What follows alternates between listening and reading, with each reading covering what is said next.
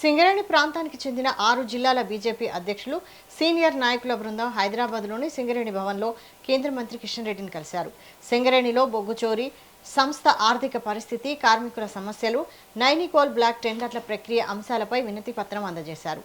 సింగరేణి సంస్థను పరిరక్షించేందుకు కేంద్రం జోక్యం చేసుకోవాలని కోరారు. అనంతరం బీజేపీ కిసాన్ మోర్చా రాష్ట్ర మాజీ అధ్యక్షుడు శ్రీధర్ రెడ్డి మాట్లాడారు. సింగరేణి సంస్థ ప్రస్తుతం తీవ్రమైన సమస్యలను ఎదుర్కొంటోందని తెలిపారు. కనీస సౌకర్యాలు కూడా కల్పించలేని పరిస్థితి ఏర్పడిందని ఆవేదన వ్యక్తం చేశారు.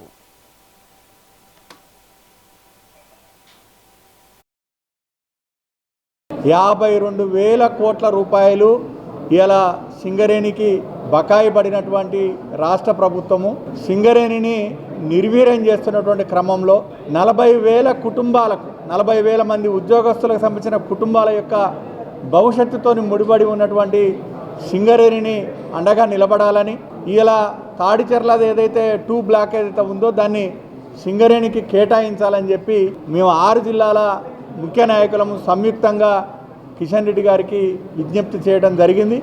ఇలా కాంగ్రెస్ ప్రభుత్వం కూడా సింగరేణిని ఒక ఏటీఎం లాగా మార్చుకున్నది. ఆనాడు బీఆర్ఎస్ చేసినటువంటి పందానే ఇలా కాంగ్రెస్ ప్రభుత్వం కూడా చేస్తూ ఉంది.